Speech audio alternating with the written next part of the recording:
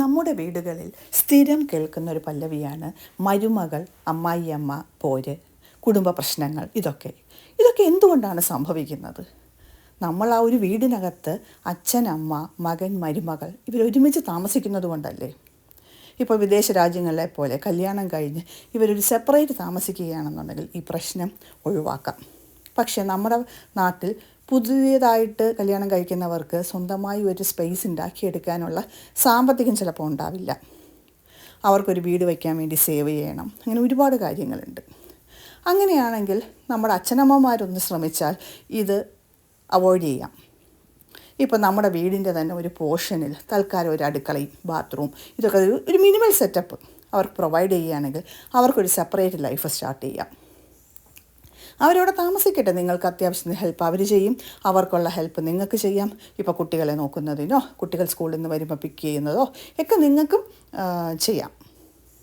At the same time അവർക്ക് സ്വന്തമായിട്ടൊരു വീട് വെക്കാനുള്ള ആഗ്രഹം ഇതിന് തോന്നും.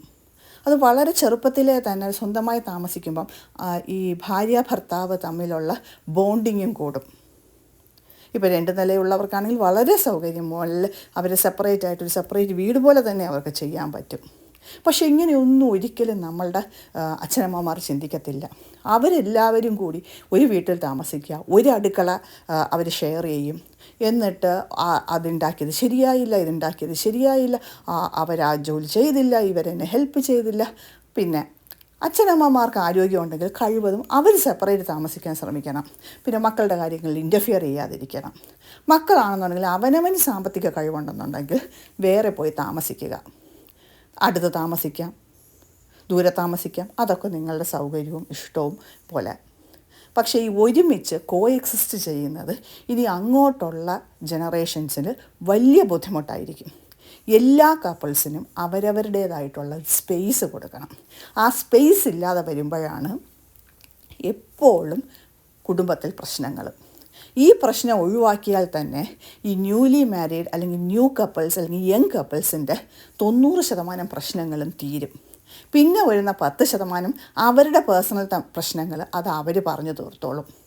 തനിച്ച് അവരുടെ പ്രൈവറ്റ് സ്പേസ്, ഒരു പുതുതായി കല്യാണം കഴിക്കുമ്പം അവർക്ക് സ്വന്തമായി ഒരു സ്പേസ്, അത് പ്രൈവറ്റായിട്ടുള്ളൊരു സ്പേസ്, വേറെ ആരും ഇൻ്റർഫിയർ ചെയ്യാത്തൊരു സ്പേസ്, അതെന്ന് പറഞ്ഞാൽ ഒരു വലിയ കാര്യമാണ്.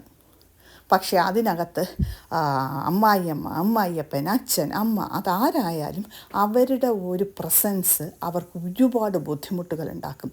അവരുടെ റിലേഷൻഷിപ്പിനെ അത് ബാധിക്കും.